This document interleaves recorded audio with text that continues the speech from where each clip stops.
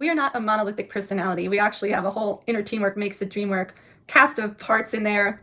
When I teach Disc Disco and certify people to be facilitators of the workshop, we focus in on 4 common personality parts because being able to spot these in yourself and in others will help you achieve better results, better synergy and morale, and better efficiency and accuracy.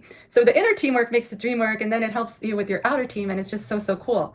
Disc Disco is special because we're acknowledging what classic disc came up with, Marston came up with, and saying these are personality parts. So I'm not saying you are this, you are that, you are this, you are that, you're a D, you're an I. No, you have your D part center stage a lot, right? And so I believe in you and all of your parts. And guess what? Just like at a disco, there's more than 4. So some people do not relate to these common 4, and that's totally expected and normal and welcome. And we also talk about a part that's not a part, which is omniversal self. So Disc Disco is super cool. When we look at any of our parts, we can look at what's going on in our whole body, and is my body in the physiology of safety and connection? How do my parts show up then? They're like, ta-da, life is good, let's go build something. And then my body shifts to the physiology of sympathetic activation. Okay, so I wasn't there, now I'm going there.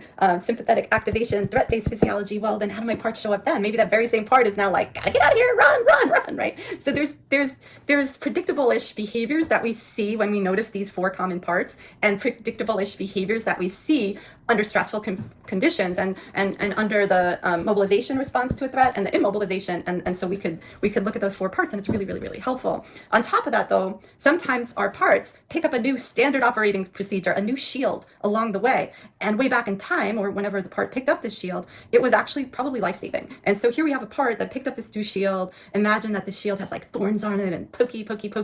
So if you see a part in yourself or someone else, and it's you suspect this, it's the stuff we don't like in ourselves. It's the stuff we don't like in others. So other models will say, oh, kill the dragons, kill the saboteurs, squash the ants, kill the ants, automatic negative thoughts. And we say, like, let's get to know this part, and with curiosity and with compassion and welcoming, understand it, and how it thinks it's helping by having the shield for us, right? And then getting it to drop the shield. So other models would train one part to kind of whack-a-mole down this other part every time it comes up. Guess what? There's no healing. Even if this part is whacked down for like 6 months, a year, there's no healing.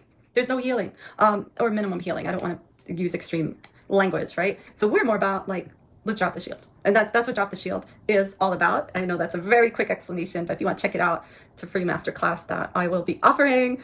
You can sign up and hang out and get to know your inner teamwork makes the dream work. See you there.